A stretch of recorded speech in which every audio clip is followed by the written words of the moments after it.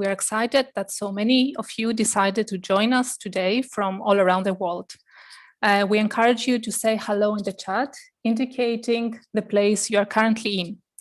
My name is Agni Kalfagianni, and on behalf of the Earth System Governance Project, I would like to introduce you all to our first virtual ESG Speaker Series, Earth System Law as a Legal Paradigm for the Anthropocene.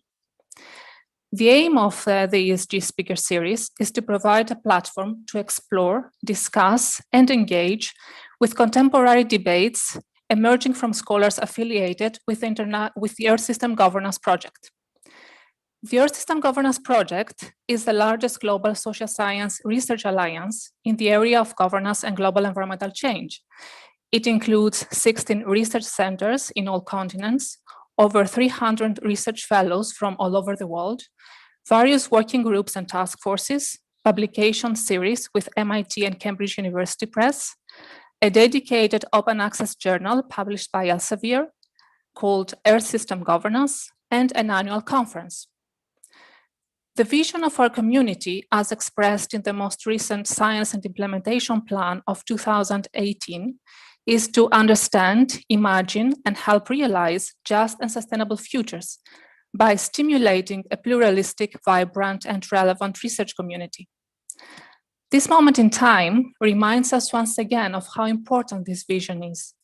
The ongoing pandemic is deepening the socio-ecological crisis of the Anthropocene and confronts us with fundamental questions regarding reimagining just and effective institutions, norms, and practices for sustainable futures. Today's speakers are going to argue in favor of an alternative imaginary of international law that they believe will lead us to necessary transformations towards these sustainable futures, what they call Earth System Law. The speakers' arguments in favor of Earth System Law have also been published in the flagship journal of our community, which I mentioned earlier, the Earth System Governance Journal, which is open access and therefore freely downloadable by all. And I invite you to visit this journal and also consider it for your future submissions. I would like now to introduce our speakers. Louis Kotzé is a research professor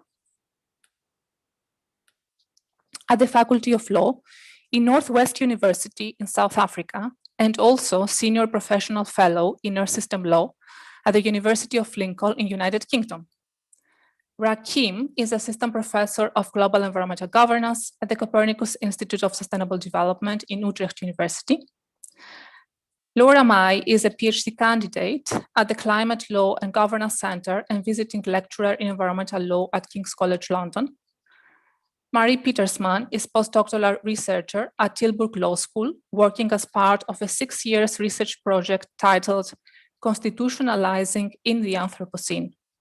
And Emily Webster is a PhD candidate in transnational climate law and senior research fellow at the Transnational Law Institutes in King's College London.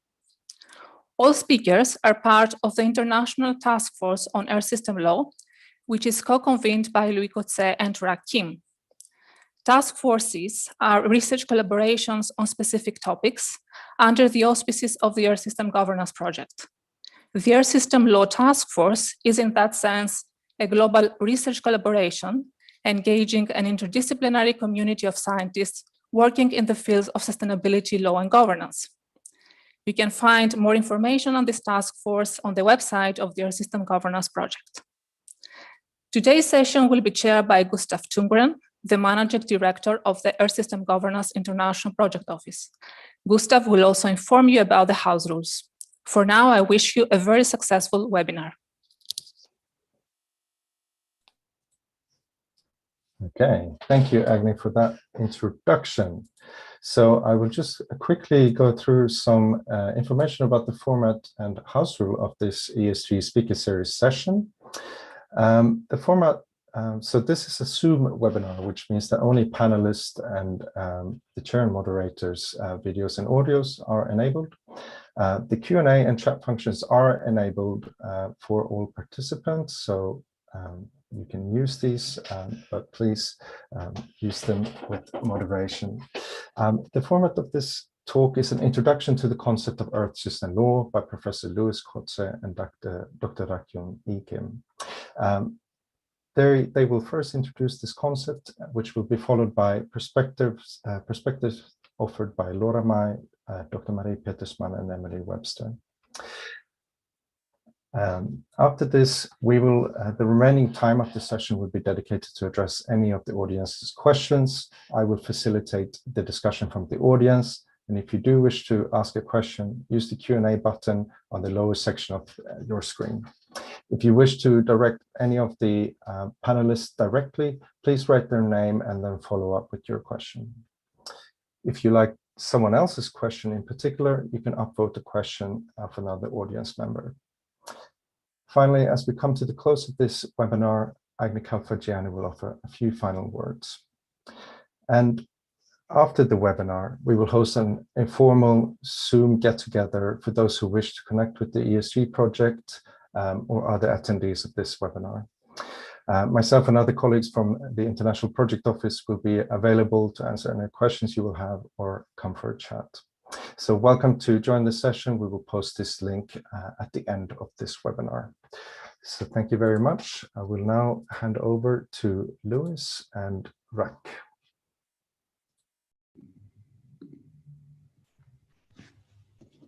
Thank you very much, Gustav. Thank you very much, Agni, for the wonderful introduction.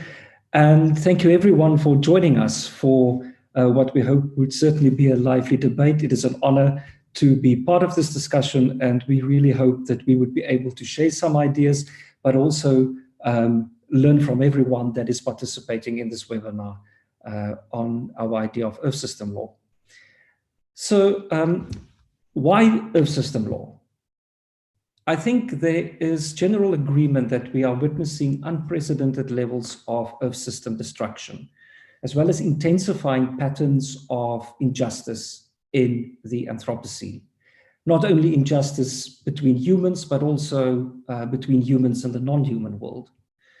Now, the magnitude, certainly, and severity of this destruction, amongst many other things, reveal the deficiencies as well as the failures of our social regulatory institutions that we've designed to regulate human behavior. And one of this, of course, is law. And for our particular purposes today, the focus is on international environmental law. Now, we believe that international environmental law cannot continue to exist in its present form because it rests on assumptions of, and it has been designed to respond to, Holocene stability, predictability, and simplicity.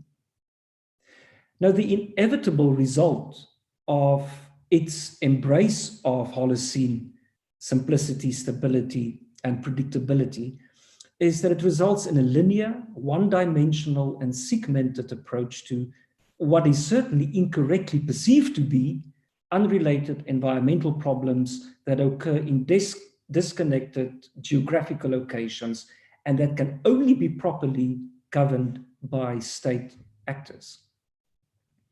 Now, this approach is out of sync with the contemporary move from environmental management to the more recent idea of Earth system governance, which says that Earth system change and the many complex governance challenges arising therefrom are arguably best tackled by a systems-oriented approach. Now, the Earth system perspective is one that encapsulates the integrative meta-science of the whole planet as a unified, complex, evolving system beyond the sum of its parts. It is a transdisciplinary and interdisciplinary and holistic approach integrating earth sciences and life sciences, as well as recognizing the industrial metabolism of humankind. And it does all of this within a systems way of thinking, with a special focus, a specific focus on the non-linear dynamics of a system. Now, our research showed that because international environmental law does not embrace an Earth system approach, it is unable to holistically address complex, interactive, and reciprocally connected global change phenomena, such as climate change. It leads to problem shifting. its systemic and unambitious path dependency cannot adequately confront continuously emerging complex Earth system governance challenges. And it does not yet fully embrace the important and potentially innovative role that quasi-legal norms and non-state actors can play in governing Earth system challenges. In addition to these larger concerns, or more general concerns rather, international environmental law, its scholars and practitioners are confronted by three very specific challenges. The first one is analytical challenges. We would suggest that international environmental law scholars and practitioners have not yet fully appreciated the importance and value of fully embracing an interdisciplinary systems approach to better analyze, understand, and respond to the multiple complex governance challenges arising from an integrated, dynamic, and complex Earth system. The second type of challenges is normative. We believe that international environmental law has failed to provide an appropriate normative framework, appropriate rules, that is actually able to prevent humans from encroaching on critical Earth system limits. And the third challenge is transformative. We believe that the ongoing incremental international environmental law reforms of international environmental law internally and of the social processes that this body of law seeks to influence externally have not been sufficiently ambitious to achieve the type of thoroughgoing, radical transformations that are necessary to enable planetary integrity and socio-ecological justice. Next slide, please.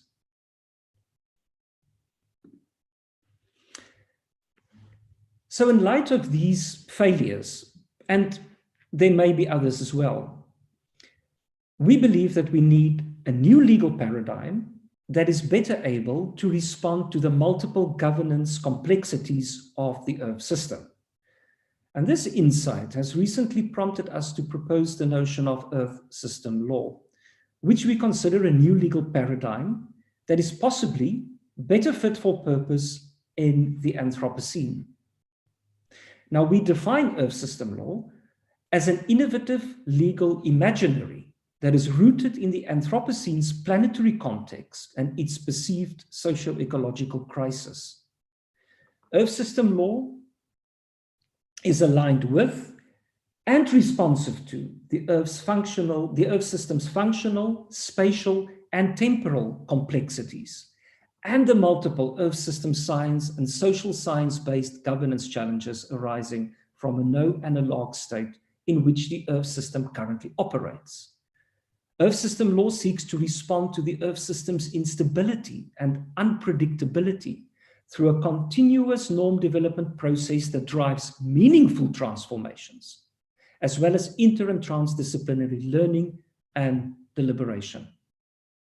Fully embracing the need to guide the making of desirable planetary futures, we think that Earth system law potentially offers an inter- and transdisciplinary analytical framework to better understand and respond to the legal dimensions of Earth system governance, dimensions which we think have not yet been fully explored in this network and elsewhere. It offers the normative foundations to govern the full spectrum of Earth system relationships in a way that promotes planetary integrity and justice in their fullest sense, and the legal means to facilitate transformative Earth system governance for long-term sustainability. It is important to clarify, however, that Earth system law is not so much a new body of law in the sense of, for example, environmental law, as it is rather a vision or an imaginary of what law, understood in its broadest sense, could be or could become for the purpose of facilitating the legal aspects of Earth system governance. So Earth system law, in our conception, is therefore a way of seeing the law through an Earth system lens. It is about exploring the plurality of ways in an interdisciplinary and transdisciplinary setting, about how the Earth system metaphor or perspective could inspire innovative legal responses to and reforms of social behavior, and certainly reforms of the law itself, to confront head-on the complex challenges posed by a complex, interconnected Earth system. I wish now to hand over to Rak. Thank you. Thank you, Louis. So as Louis said, the concept of Earth system law is still in its infancy. In my view, it's certainly not a concept that we own. Rather, it's a concept that we hope everyone will own, somewhat like Earth system governance, for example. So in that sense, there's no one way to define the content of Earth system law. And in fact, the imagining of what it could look like will have to be done with you, with many scholars, practitioners, and stakeholders. But for the purpose of providing an illustration of what we think Earth system law could look like, Louis and I have started exploring how it might compare to existing laws, such as trade law and criminal law. And here we provide an illustration by focusing on international environmental law as one of many possible examples. So the conceptual framework you see on the screen shows different development phases that international environmental law may need to go through before it matures into a form of Earth system law. And this progression can be conceived of as taking place along the two dimensions of international environmental law, the international on the one hand, and the environmental on the other hand. The environmental dimension essentially relates to the regulatory object of law. And here we have identified, based on the literature, two alternative categories to the environment, and they are ecosystems and the Earth as a whole.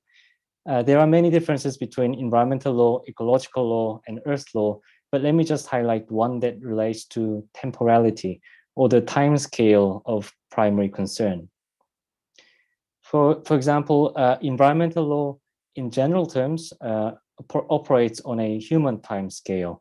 It's primarily concerned about protecting human health, for example, especially that of the present generation.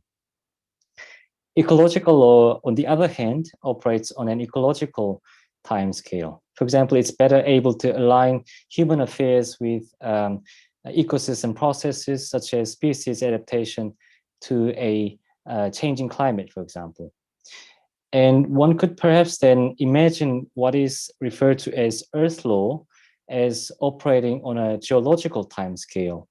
Here I'm thinking about global biogeochemical cycles, such as the carbon cycle, and the tens of thousands of years it takes for carbon emitted through burning fossil fuel to be redeposited back into the soil through very slow weathering processes taking place at the bottom of the ocean. Now moving on to the other dimension, the international relates to geographical or jurisdictional scope of law. And here we have identified, again, based on the literature, two alternative categories, namely transnational/global and planetary laws.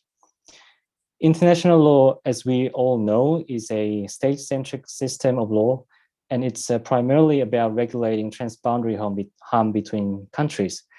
And what goes within a country is beyond its jurisdictional scope, which makes it, of course, not so useful when it comes to regulating private companies. Transnational or global law, on the other hand, has been conceptualized as a non-state-centric system of law that does not solely depend on sovereignty and its authority for its legitimacy. Here, both state and non-state actors engage in transnational legal processes of making, interpreting, and obeying laws. And global law in particular is also seen to have some sort of universalized jurisdiction, not subject to the territories of states. Planetary law then is an imaginary system of law that is international, transnational, global, all at the same time, But what's more is that it is also informed by a planetary perspective that transcends any politically constructed boundaries. So this conceptual framework identifies 9 different stages in the progressive development from international environmental law at the one end of the spectrum to planetary Earth law, which could represent the broad outlines of Earth system law at the other end of the spectrum. So in a nutshell, if one takes international environmental law as a starting point, Earth system law is a system that, that expands the temporal and spatial horizons for the purpose of achieving integrity and justice across all scales. And for example, from local to planetary, and also from now to far into the future. I think maybe it has become apparent to you by now that hardly any of the ideas that we have shared so far is completely new. And that's true, that's true. In fact, we have already seen some evidence of progression towards Earth system law. For example, through the Earth Charter, the Universal Declaration of Rights of Mother Earth, the ongoing campaign to make ecocide an international crime, calls for a planetary boundaries treaty, climate litigations, including the one just concluded in France, the rights of nature movement. There are so many examples. So I think the concept of what the concept of Earth system law does is that it provides a conceptual framework for bringing all these useful legal imaginaries and developments, and also the people behind them, together into an incubator or a research community, which we certainly hope will rapidly expand after this webinar. Next slide, please. So now I would like to elaborate a little bit more on Earth system law as we imagine it, especially to illustrate how it could usefully respond to emerging Earth system governance challenges that are associated with planetary boundaries. But first, what are these challenges? Let me just highlight 4. Firstly, planetary boundaries are understood as environmental limits that humanity must not cross. And this understanding of the boundaries as limits highlights the need to institutionalize these boundaries in our governance systems, which of course has been a struggle so far. Secondly, planetary boundaries are understood as dynamic and interdependent, which implies that addressing these boundaries separately may only result in the shifting of problems from one boundary to another. So there is a need to not only enforce individual limits, but also to better coordinate the laws that often operate in silos. Thirdly, planetary boundaries are understood as political constructs. The boundary positions, for example, reflect certain risk perceptions, especially those of natural scientists from the global north. So there is a need to democratize planetary boundaries by including more voices and making sure that these boundaries work for not just a segment of society, and also perhaps not just for humans. Lastly, planetary boundaries are global in scale, but most governance measures are taken at sub-global levels. So there is a need to downscale these boundaries or to share the cost of respecting boundaries between the myriad actors, including states, cities, and companies operating at different levels of governance. But the challenge, of course, is how to do this in a fair manner.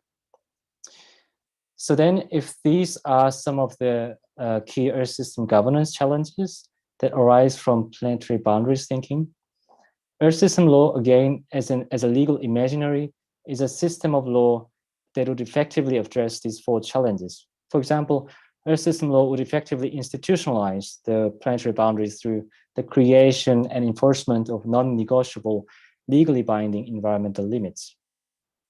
Earth system law would also put more emphasis on the relationships between laws rather than the individual laws themselves. So in the words of Daniel Bodansky, for example, this would imply that we work more on improving secondary rules that tie primary rules of conduct together. In other words, we would need to better address institutional fragmentation and create a seamless web of laws across all scales. So in essence, Earth system law would be less concerned about individual boundaries, for example, but more concerned about the overall size of the safe operating space. And the Earth system law would also be fully representative and inclusive of all state and non-state actors' interests and their justice-related concerns.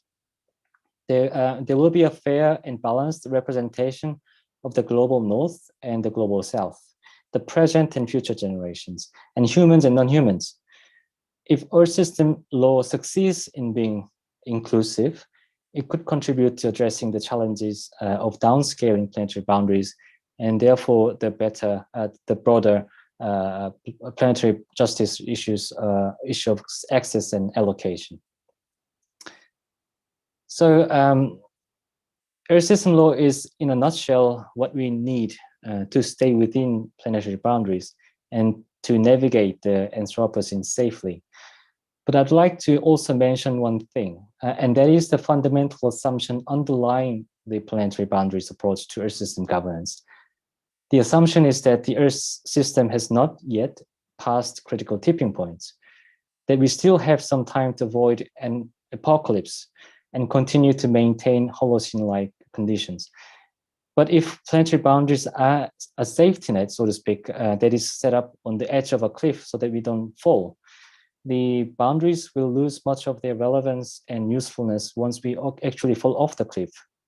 And I'm afraid that this moment might come sooner or later without us noticing immediately. So Earth system law, what Earth system law should look like, or what it might become, may evolve quite significantly as we move into the Anthropocene and into the unknown and unsafe space that lies far outside the planetary boundaries' upper limits. And finally, going back to where I began, this concept of Earth system law as a legal imaginary for the Anthropocene is not something that we own or we define. Its contents should be filled by as many human and non-human voices as we possibly can engage with. So I really hope that many of you will find the idea useful and relevant, and that you will start thinking along with us. Thank you so much for listening.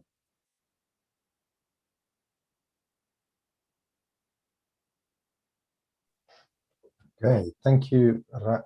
So now we will move to a perspective, and I think Laura is the first one to go, if I'm not mistaken. So Laura, please, the floor is yours. Yeah, thank you very much, Gustav. It's a real pleasure to be part of the ESG Speaker Series and the first webinar today. And following on from the main presentation of Louis and Rak, our job is now really to delve a little bit deeper into the 3 dimensions of Earth system law, and that is the normative, transformative, and analytical aspects of the new paradigm. So what I'd like to do in the next couple of minutes is to offer a reading of Earth system law as a legal paradigm for the Anthropocene and outline one way on how one could see the 3 dimensions hanging together, perhaps. And I'd like to keep it short and meaningful and start off by pointing out what appear to me the central issues of the current ESL debate. And then I'll offer some reflections on the 3 dimensions. And finally, also with a view to the discussion later, I'll finish up with some questions. So in my reading, there are 2 central strands of argumentation within the current Earth system law debate. And the first one is that Earth system law points out the inadequacies of international environmental law at this moment as not fit for purpose to respond to Anthropocene realities in terms of its governing structures, the normative commitments, and also, of course, its effects on the ground. And in addition to that, so the second element of the ESL debate is to propose starting points for how one could begin to think about how to remedy these shortcomings. And in this respect, Earth system law prompts a number of questions. In which institutional and governance context is law operating in the Anthropocene? What kind of future do we want to achieve, and which futures can we achieve? And what is the role of law in these contexts? And how can we take Earth system law as a new legal paradigm and operationalize it and affect the change we want to see on the ground? So the notion of Earth system law is useful because it manages to combine essentially two elements. And the first one is that it critiques existing legal paradigms and shows the inadequacies of international environmental law. And the critical perspective is key, as only when we are critical, we're able to appreciate shortcomings and uncover problematic assumptions that perhaps we take for granted in legal thought and legal practice. And secondly, and importantly, Earth system law allows us to constructively engage with the question, what could replace the approach that we currently see? So Earth system law demands of us to constructively engage with the question, what alternatives are possible and how a law can move more adequately respond to unfolding planetary crisis. And that constructive engaging with these questions is actually quite a challenging undertaking. And I see the three dimensions in this respect offering useful starting points for how we can further develop our system law. The three dimensions point to where and how we can connect to existing research and push the boundaries more. So in other words, the three dimensions make the move from critique to construction, as it were, for me, a bit more manageable. And in this sense, I think the threefold dimension into the analytical, transformative, and normative aspects of our system law is useful. But it might be interesting and necessary to think more about how these three dimensions actually hang together. And here as well offer some reflections.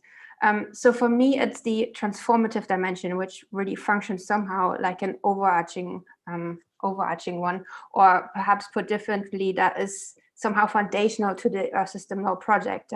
It goes to the very heart of why one might engage with Earth system law, and that is the aim or the hope to effect positive change through legal intervention. So Earth system law, in a way, is a transformative project, and its aim is to achieve change that safeguards or restores planetary integrity. And as it were, if analytical and normative commitments of law were more attuned to these goals, then the transformative potential of Earth system law might be more easily realized. And in this sense, the transformative dimension clearly needs to be in dialogue with the analytical and normative dimensions. And I'd perhaps even go further and say that if it is the transformative dimension which is driving Earth system law, then we need to start to think about how normative and analytical work can support that transformative dimension. So if the premise is that the transformative dimension is somehow perhaps foundational to Earth system law, we need clarity on what it means to be transformative, what needs to be transformed, when, by whom, and how that might be possible. So there's a need to have more clarity as to what we regard as transformative. Now, in policy discourse, the term transformation has become a buzzword. It's fashionable to speak about transformation.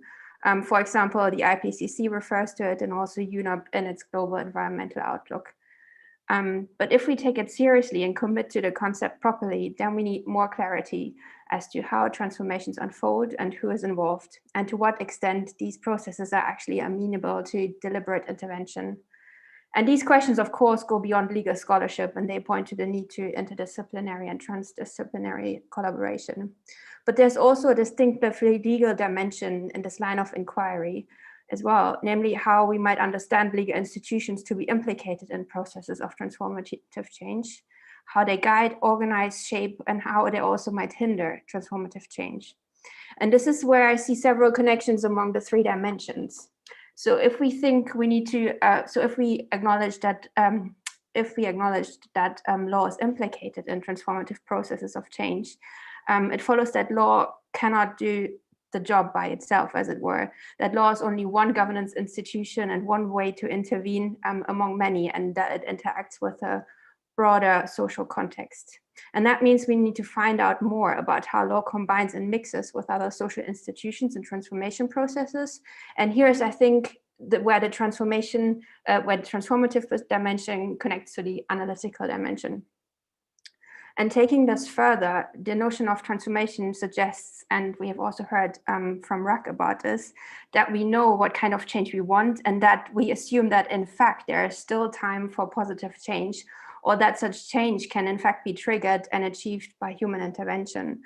And this might not necessarily be the case. The notion of tipping points and planetary boundaries points to the fact that time is running out and that our agency now or at a later point may be severely limited. So one question that comes out of this is how Earth system law can deal with instances where hard choices have to be made, and where change that we want to see might not be possible. And these are important questions where the transformative dimension connects to the normative dimension of Earth system law. And I'll finish off by opening up some questions that I think are helpful to strengthening the transformative potential of Earth system law. They relate to being more clear about what we take Earth system law to be, or perhaps it can also be a multiplicity of things. So I think more clarity on this could help to explicate how Earth system law relates to established law, legal thought, and practice. So Earth system law is an alternative to international environmental law. Is it a concept, an epistemic tool through which we can see legal phenomena, including but going beyond international environmental law? Or does it in fact ultimately mean that we're developing a new species of law, the attributes of which differ from existing legal phenomena? And I will leave it at that for now and look forward to the discussion later. Thank you very much, Laura.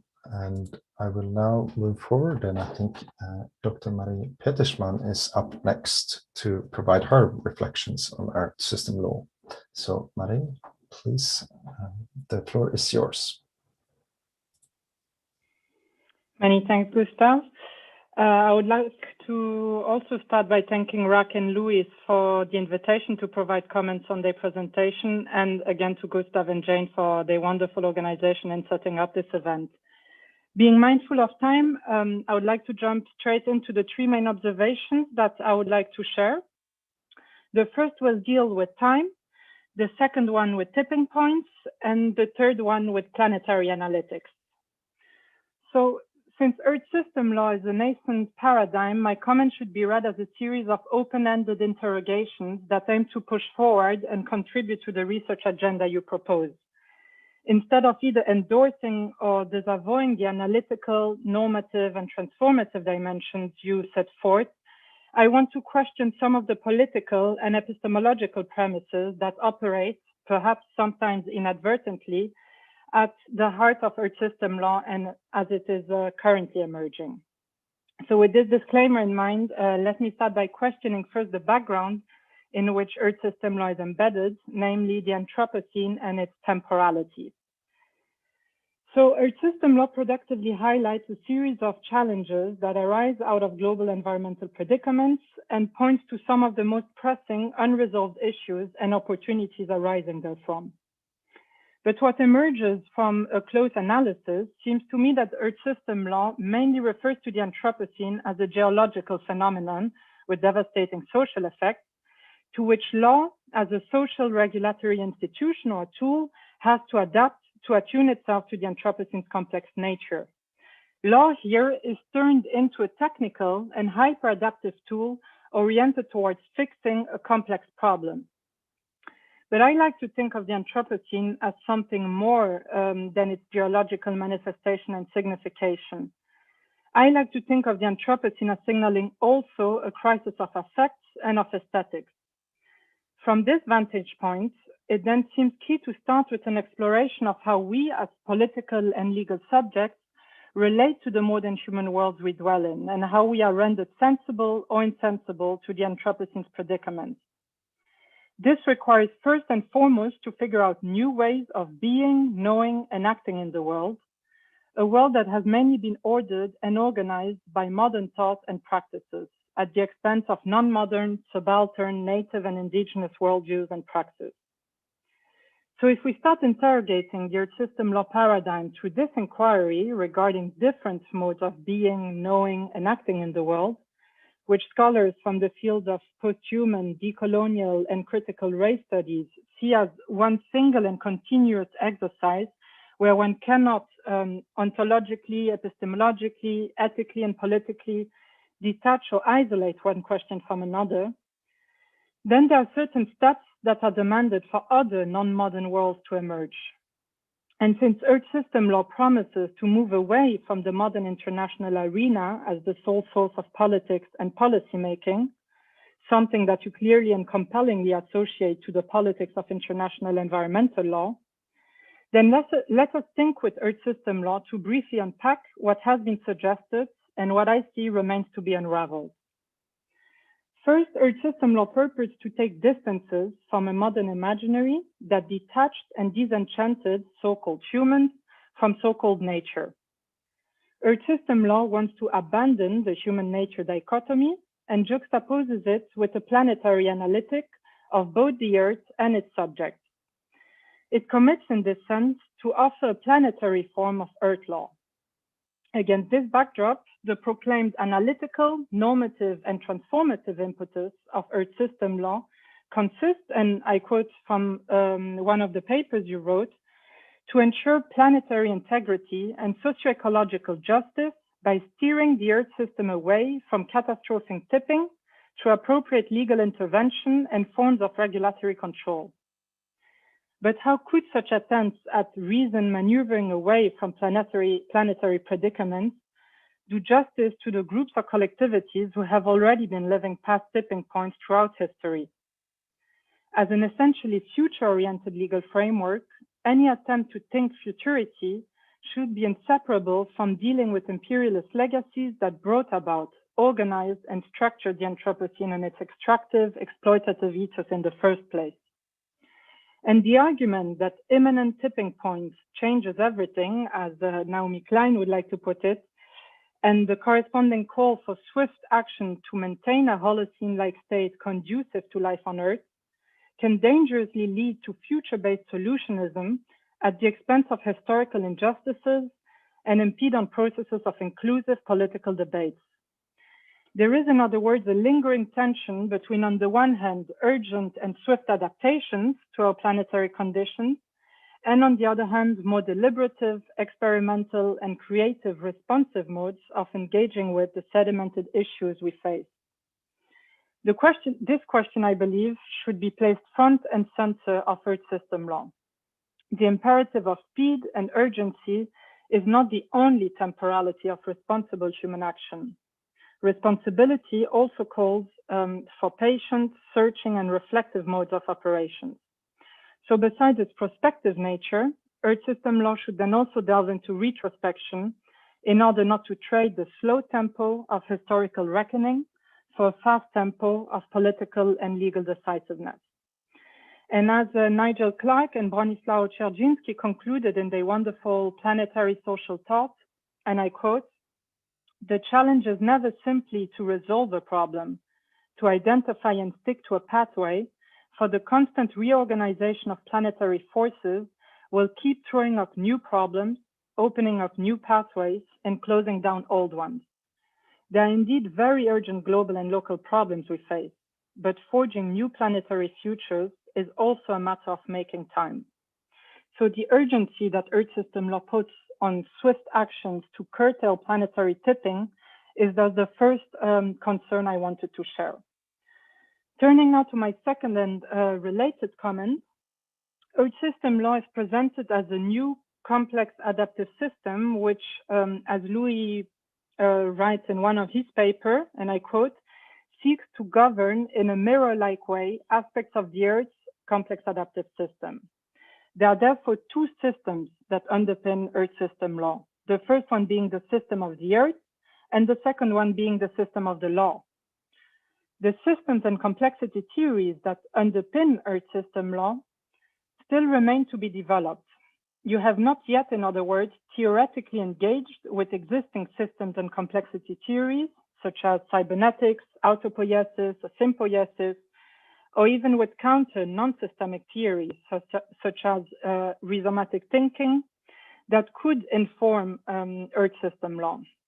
As its stands, Earth System Law is only defined as a systems-based paradigm that should govern in a mirror-like way the Earth's geoscientific tipping points or planetary boundaries, which, if crossed, would turn the Earth into an inhabitable hothouse. But what about the socioeconomic or sociopolitical tipping points that have organized, structured, and shaped the Earth and its natural resources? Jason Moore, for example, evocatively argued that Wall Street is a way of organizing nature. And again, from this vantage point, it is the code of capital itself that could be conceived as the determining socioeconomic tipping point, with incessant positive feedback loops that self-reinforce the system and have cascading effects on all other geoscientific tipping points. The question then is how Earth System Law accounts for these entangled regimes of tipping points and how they inform or underpin the double systems of the Earth and of the law that Earth System Law envisages. And this notion of dual complex adaptive systems, where law is supposed to emulate a naturalized and objectified geophysical process, is thus the second main concern that I wanted to raise.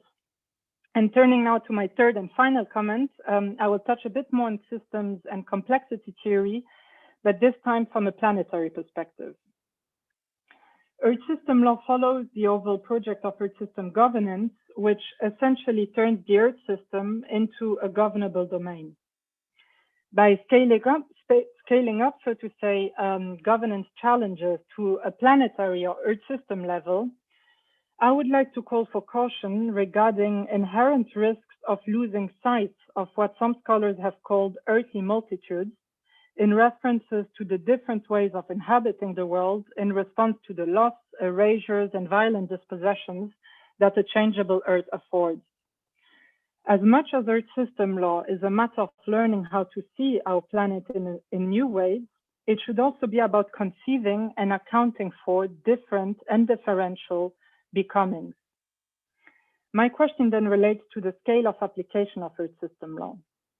By positing Earth System Law's as a planetary-based law, as you call it, is there not a risk of reproducing what decolonial theorists have coined a one world perspective or a one world universalism instead of or against pluriversality? Is there not a risk, in other words, of perpetuating the long-lasting Euro-Western disavowal of earthly multitudes and thereby close instead of opening up possible worlds and legal orderings against modern ways of governing the world? Or more simply put, how could a planetary law account for situated onto-epistemologies that are embedded in particular histories and cultures?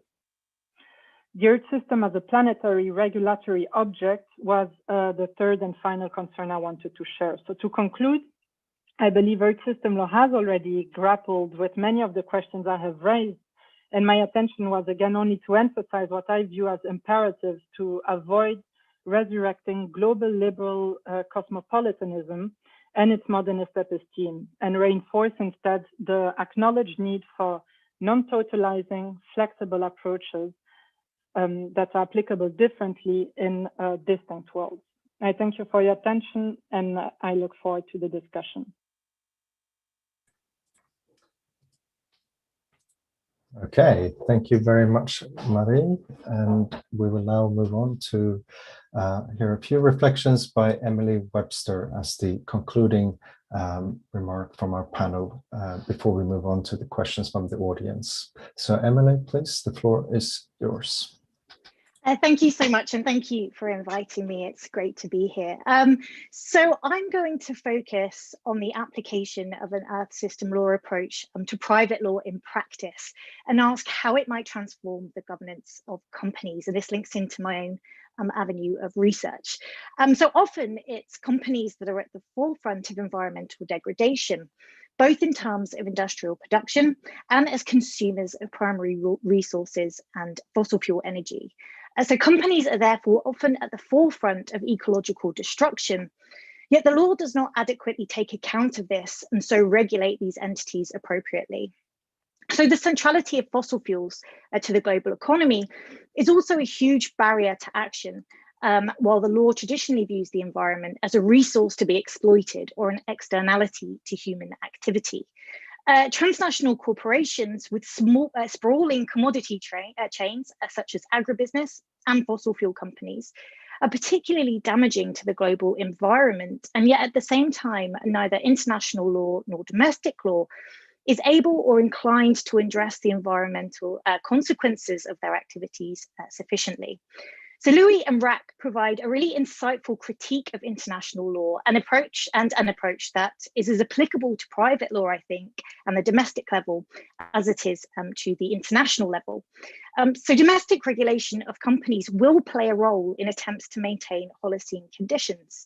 An Earth system law perspective illuminates the current limitations of traditional law and helps us to reconfigure the way that law interacts in particular spheres of activity and how it might be reformed and reformulated to better address the damage to the Earth system resulting from human activity. In the specific cases of companies, it may help in the endeavor to reconceptualize of the place of the company as acting within the Earth system, rather than the environment being separate and subordinate to value creation or human use, as it is currently conceived of within private law. Further, an Earth system law approach invites us to question the traditional development of the law and its sufficiency in an age when some humans are increasingly acting as geological agents. So the three dimensions introduced by Louis and Rak provide a really useful device with which to both examine the law and also to reimagine it and ask how it may be transformed. And I think this is particularly helpful to address the limitations of private law across many levels, including the international and domestic, although I'm concentrating on the latter today. So from an analytical perspective, an Earth system law approach may help to identify and address, on the one hand, the current disconnection in company law between the company as a value-creating entity and the environmental damage it has often caused. And on the other, the short timescales adopted in corporate, financial, and economic policies and practice. Although depending on the jurisdiction, there are different approaches to the governance of companies taken. Say with directors' duties, so a more pluralistic approach in some European countries to shareholder value maximization in the US. The environment is still a component to be considered apart from and outside of the company.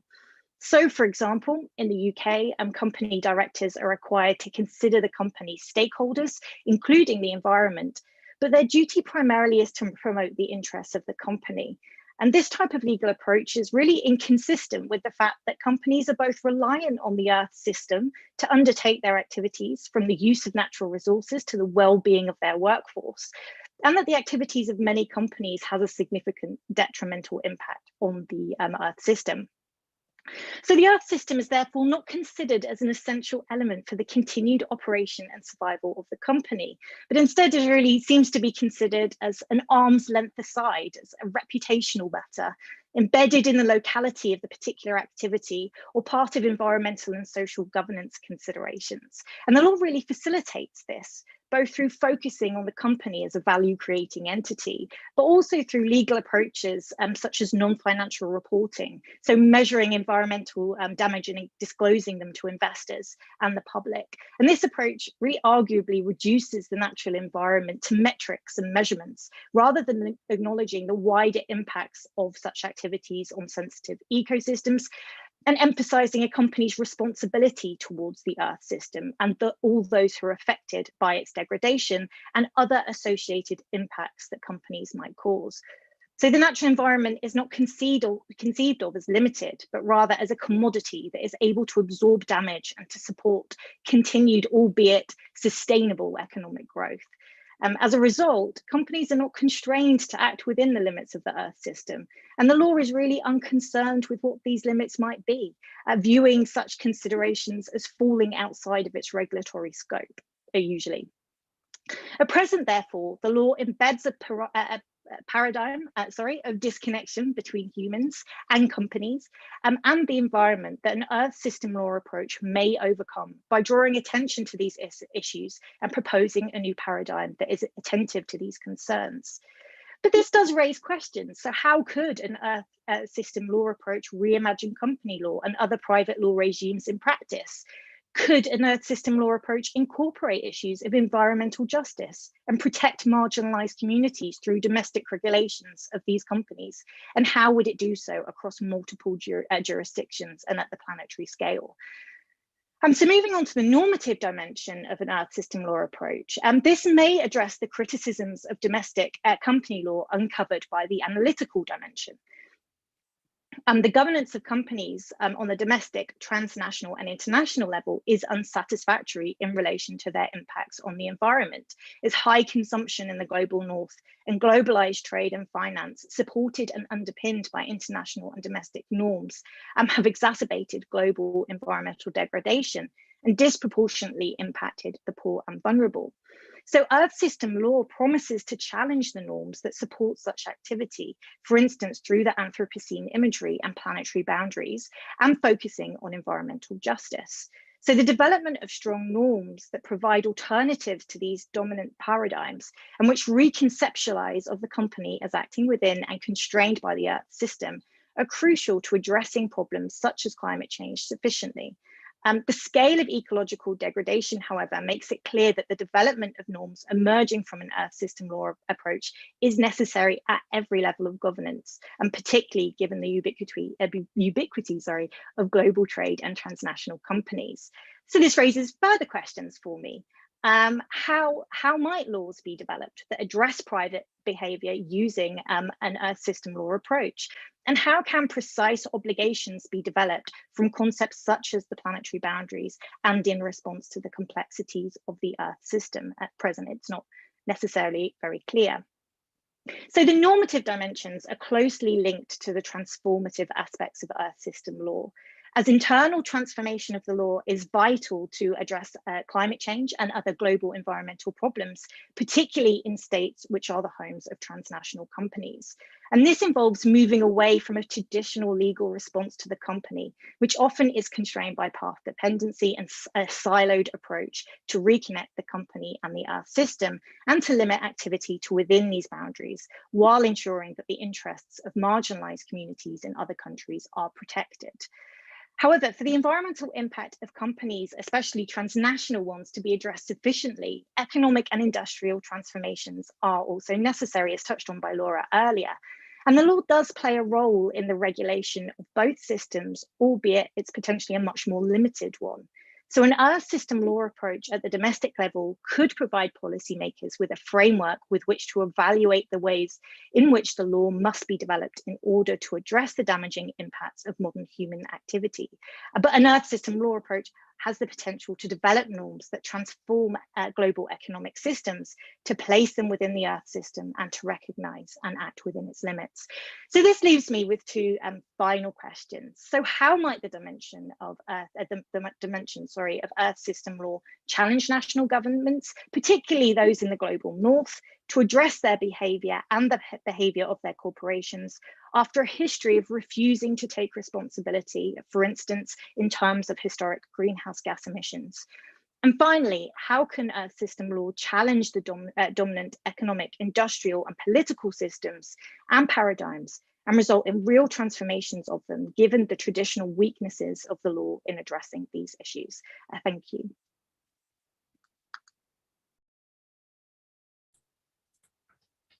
Okay, thank you very much, Emily, for those remarks. And we are now moving on to the question time. So I've seen that we have already received quite a few questions, and I will try to summarize them as to the best extent possible.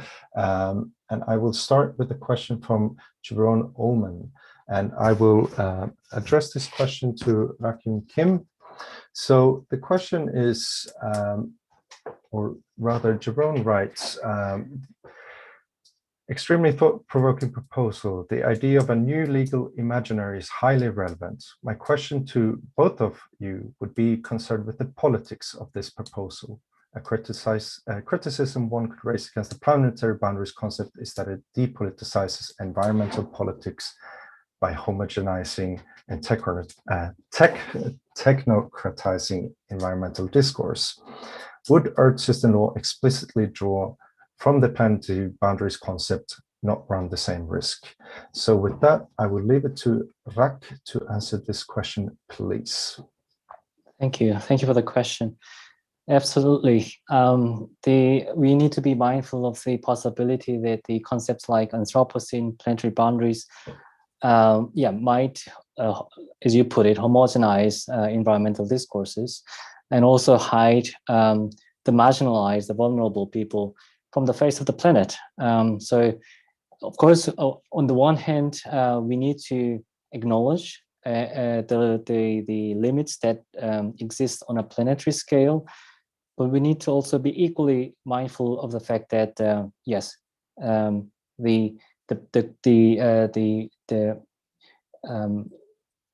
cause of planetary destruction, if I may call it,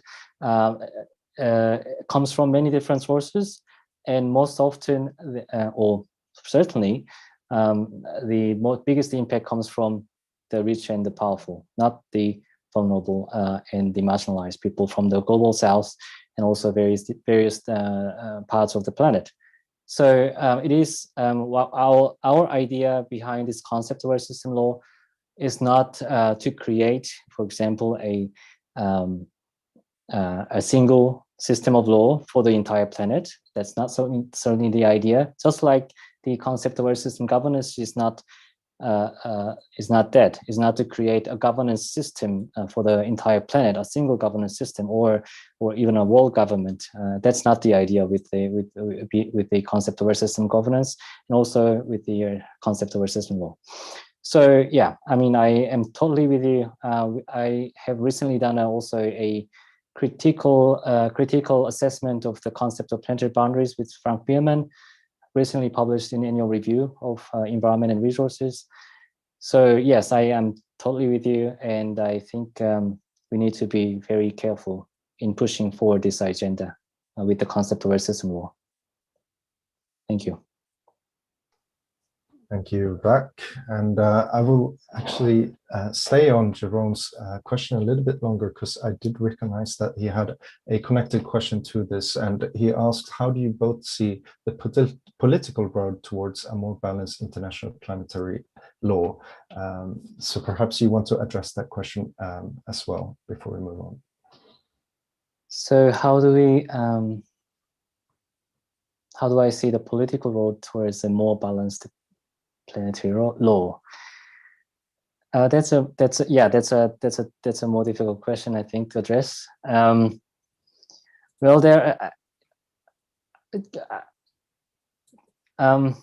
I think there are many political possibilities, but there are many political forums that one can engage with in sort of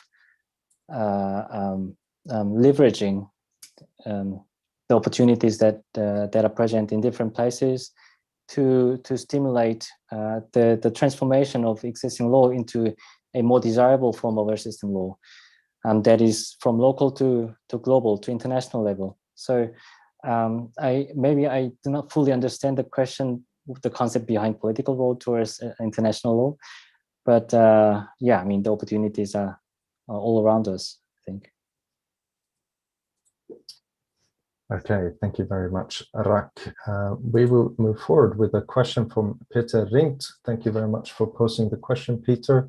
And I'll try to summarize it in terms of asking about the actual implementation of the concept of Earth System law and the findings, and how this implementation of the Earth System law concept can play out in reality. And with this question, I will turn to Louis Kotzé to respond. Thank you very much, Gustav, and thank you also, Peter, for posing this question. It is an important one that we are also still grappling with, and to be honest, we don't have an answer. This is part of the research agenda. So much of the debate on Earth System law is currently very much conceptual, I think, and theoretical to a certain point. So what we would need to grapple with is to try and translate the conceptual findings and insights to a much more practical level. And I suspect that the one point that we've also made in our publications and in this webinar is that lawyers are not always all that good in translating conceptual ideas into practice, certainly not legal academics. And I think that is why it's important also to throw open this question, to open the epistemic closures that international environmental law specifically have been held captive in for a very long time, and to try and see and to get insights from other disciplines on how to operationalize this. So if we could imagine a way that a law could address climate change in a more holistic, systemic way, then we would certainly also need to get the insights from engineers, for example, people like yourself, from climate scientists, from water specialists, the whole range of expertise that is available out there. I think what the potential opportunity for thinking within this paradigm of Earth system law offers us is to motivate us to explore this interdisciplinarity and interdisciplinary solutions, so that we are able to craft practical suggestions on how to operationalize this on the ground. Perhaps just as a brief last point, as a lawyer, and I can only speak as a lawyer, to me, a practical operationalization of this idea would, for example, be how to better integrate the different separate treaty regimes, climate change, biodiversity, the ozone, and so forth, ocean governance, and how to see how to try and find ways within treaty negotiations, how these treaties are applied within practice, how they could better speak to one another, how they could better interact with one another, how they can avoid the issue of problem shifting, and so forth. But we certainly would very much welcome to this debate your insights and everyone else on how to operationalize this in a much more practical way. Thank you. Okay, thank you, Louis, for that response. So I will now turn to a question from Maria Ivanova. And this question relates to transformation. And she writes, transformation will be critical and it is a fundamentally normative endeavor. Yet most academics purposefully avoid being normative and prescriptive. How could academic thought best be encouraged in this area? And how can engagement and collaboration with other sectors become critical to thinking about and working on transformation? With this question, I want to invite Laura Mai to answer Maria's question. And you're muted, Maria. Laura? Yeah. Sorry. Yeah. So thank you, Maria, for that question. So how can we move from an ambitious idea to implementation? I certainly don't have an answer to that question. It's certainly very important, but hugely complex. So I'll try to offer some reflections, perhaps, as what we as academics can do to contribute to transformation. That was kind of part of your first question. So I think you're quite right when you say we need to make normative commitments and we kind of need to suggest solutions. But I would also perhaps think that analytical work is just as important for transformation to be implemented from idea to practice, as it were. So producing knowledge that is relevant and describes how we actually, what transformation would entail, number one, and number two, how we can get that operationalized. So I see these different ways of doing research actually as all flowing into that transformative research. So not as only normative and not as practically focused, but a combination of these things. Perhaps this also involves experimenting a bit with how we do research and question how we do research. So perhaps engaging more, as you also should suggest, in perhaps collaborative projects, so action research projects, for example, or collaborative projects where researchers work with artists, with the arts and culture, or also with other forms of community projects where researchers are kind of on par with what other sectors are doing, and to find out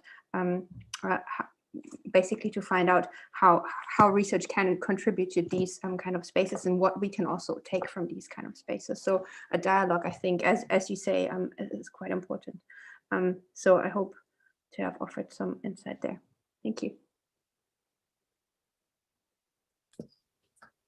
Okay, thank you very much, Laura. I will now move forward with a question from James Rice, and he asks, how would you measure the gap between transnational law and planetary law, and what measures need to be implemented to achieve planetary law? And I think we will turn to Lewis for this question. So Lewis, please go ahead. This is a very difficult question, but thank you, James. I'm not sure that I have the answer to this. I can try and respond by saying that I don't think that there is such a big difference, as it were, between transnational law and planetary law. It is simply a way for us to see a possible progression from state-centric, conservative, state-centric international environmental law as we know it, to another form of law that more fully embraces, and I'm hesitant to use the word polycentric governance, for example, but that is more open towards other forms of norms, norms that are not only made by states and their governments, but also private norms, for example, the private sector, as Emily has also shown us. So it is a sort of a natural progression, and what we think we see in the literature is that the emergence of terms such as transnational environmental law, or transnational law, global law, or planetary boundaries law, or lex Anthropocene, are all attempts by scholars to find alternatives to the current path-dependent, unambitious legal paradigm, specifically with reference to international environmental law, that does not seem to be able to achieve what it should. We simply, perhaps idealistically, think that a planetary vision of law that is fully responsive to the entire Earth system could be a sort of an ultimate vision of what Earth system law could be. But having said that, the evolving paradigm of transnational law, transnational environmental law, is very much an example of thinking along a systems approach to law. So in a sense, one can say that transnational environmental law is a way to start thinking about Earth system law, and could even be a form of Earth system law. Thanks.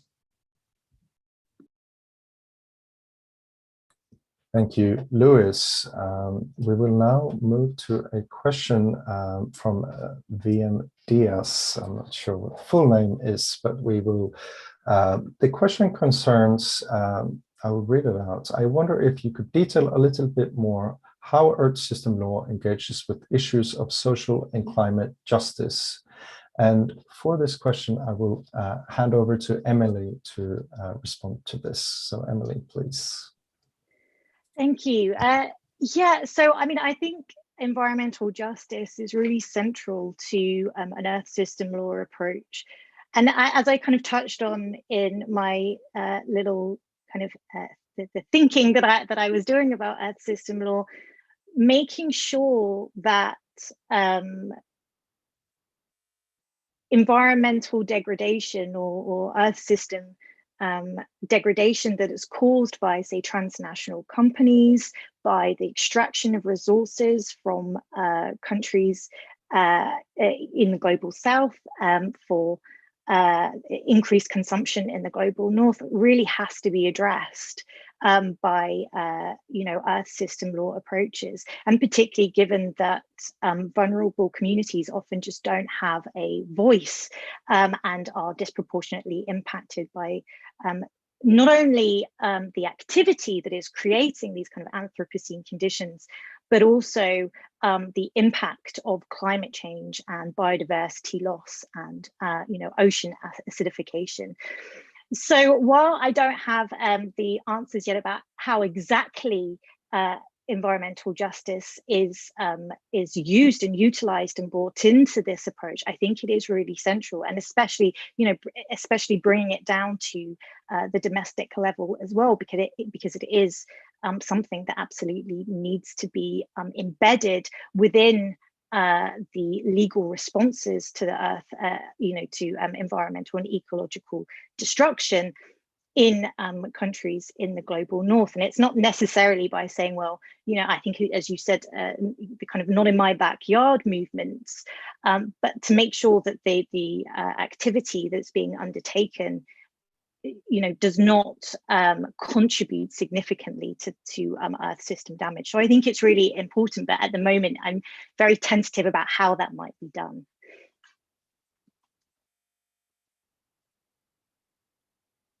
Okay, thank you very much, Emily. So we will move on with another question from Beatriz Barreiro Carril.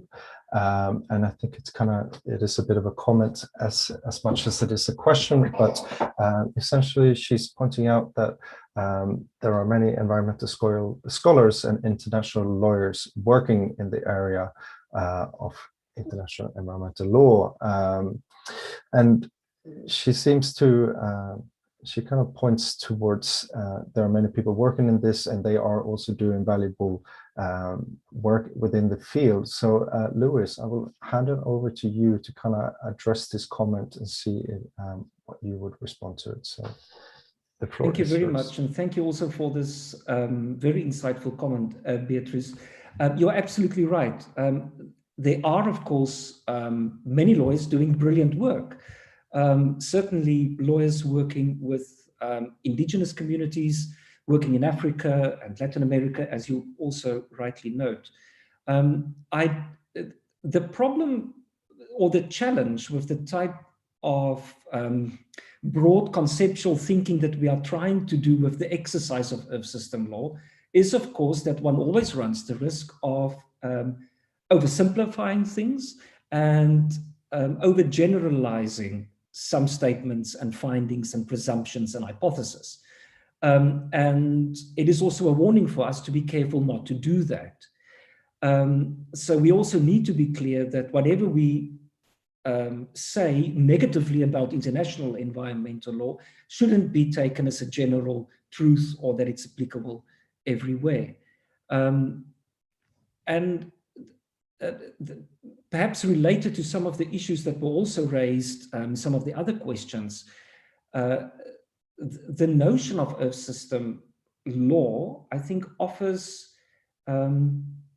because of its perspective on the need to create more integrative, systemically intertwined forms of planetary justice, opens up the possibility, much more than international environmental law, for example, does, on paper at least, to more fully embrace more expanded notions of justice.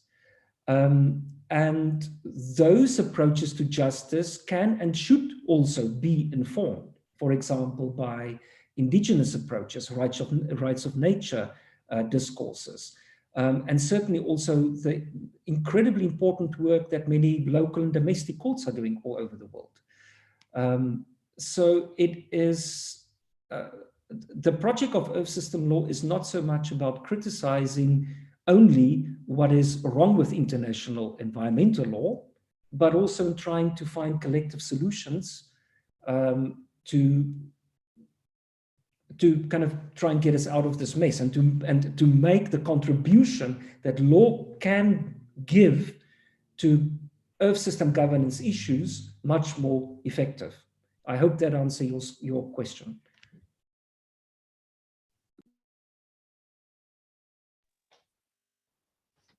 Okay, thank you, Lewis, for this question. And Rak, I will pose the next question to you. And this is from Andrea Santos. Thank you very much for posing the questions, Andrea. The questions are, how does the recent rise of nationalism, for example, in the US and Brazil, pose a problem for the development of Earth System law? And the second question is, do you agree that the UNFCCC is a key system to face the Earth System law challenges? So, Rak, please, the floor is yours. Thank you. Thank you, Gustav, and also for the question. These are very difficult questions, to be honest. The first question about the rise of nationalism, of course, one can say it is a hindrance to the development of Earth System law as we imagine it. But on the other hand, I think it, well, nationalism that we are observing or witnessing now, I don't think it's going to last forever, for example. Well, I'm maybe being optimistic.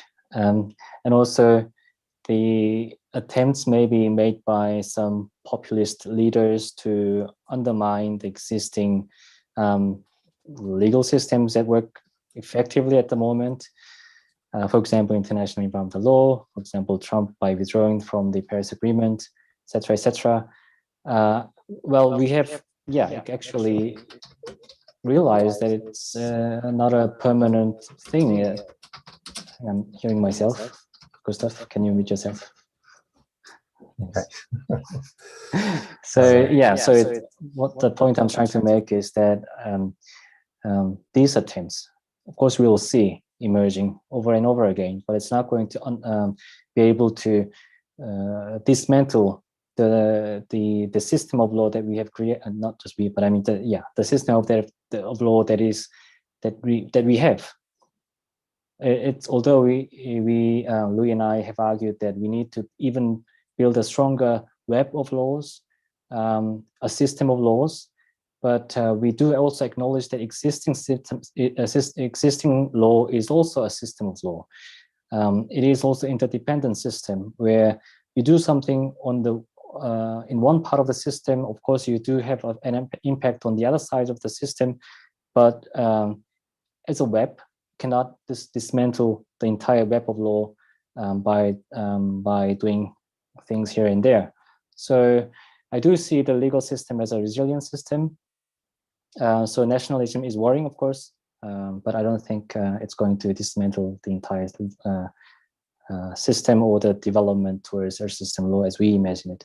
The second question about the UNFCCC, well, I don't want to be critical about a single treaty, but how I see treaties as is they are again dots in a web of treaties. They are a part of a bigger system. So a treaty like the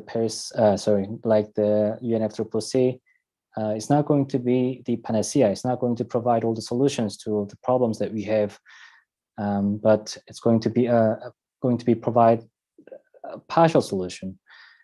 And yes, I'm maybe referring back to Elinor Ostrom's idea of polycentric governance.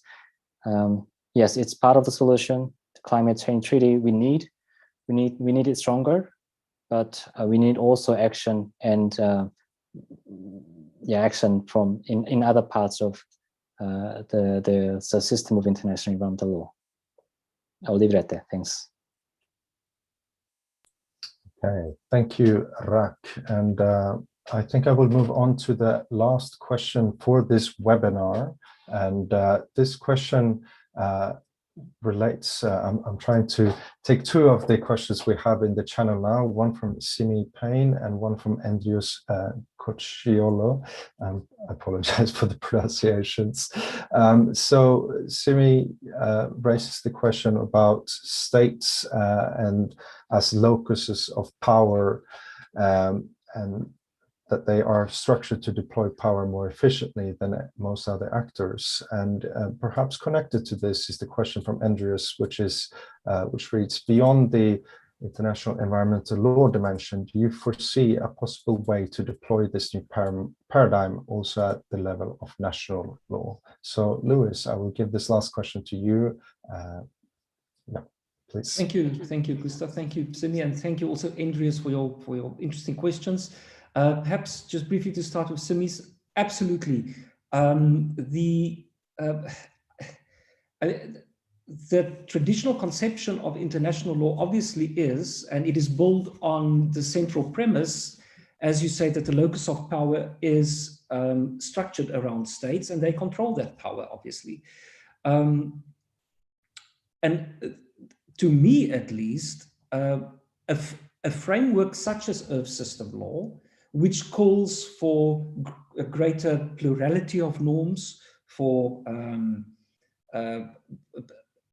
a more diverse range of actors to become involved that are situated at many different levels of governance, offers us an opportunity to ask the question, but is this trite locus of power that is situated in international law and states, and that states maintain, still appropriate?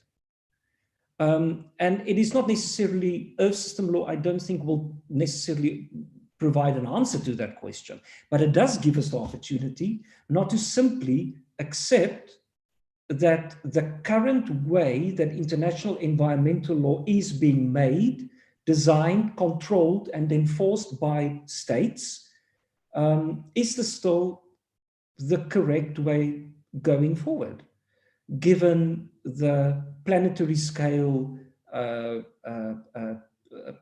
degrees of injustices and ecological, socio-ecological destruction that we are witnessing. So in a nutshell, I think one can fruitfully use the Earth System Law discourse to start with a deeper critique of alternative loci of power beyond the state in the traditional international law paradigm. And that is not to say that we will move away from that traditional approach tomorrow, but at least we can have the opportunity to start being critical about this. And Andreas, your question is possibly easier to answer in the sense that Earth System Law, as a way of seeing what the law could be alongside an Earth System metaphor, would naturally embrace the national level of law, as it would city level law, as it would the laws that are made by an indigenous community living in and with the land, for example. So there's absolutely the possibility to deploy, as you say, this vision of Earth System Law at the domestic level. But conversely, I think there's also considerable potential for national approaches and innovative innovative events and innovative ways of thinking about the law, as we often see in domestic courts, for example, those in Latin America dealing with the rights of nature, in Ecuador and Bolivia, to inform what a planetary approach to Earth System Law could entail. So it is also a reciprocal relationship of co-informing and trying to create solutions that crosses the traditional divide between the local, the national, and the international. Thank you. Okay, thank you, Lewis, for that final answer to all of the questions that we have received. Thank you very much for providing these questions, and unfortunately we do not have the time to address them all within the space of these 90 minutes. However, we will have a social hangout after this session, and you can find the Zoom link in the chat if you are interested to do so. However, before we leave, I wish to hand over to Agni Kalfagiani, who started this webinar today, to provide a final few words just to wrap up this webinar. So Agni, the floor is yours, and please. Yeah. Thank you, Gustav. And it's just very few words. I would like to thank all the speakers, the chair, and all of you audience for a very energetic, very thought-provoking session. Earth System Law, as I see it, is a cutting-edge research domain. It's certainly to attract a lot of interest, not least within legal, global governance, and ecological politics scholarship.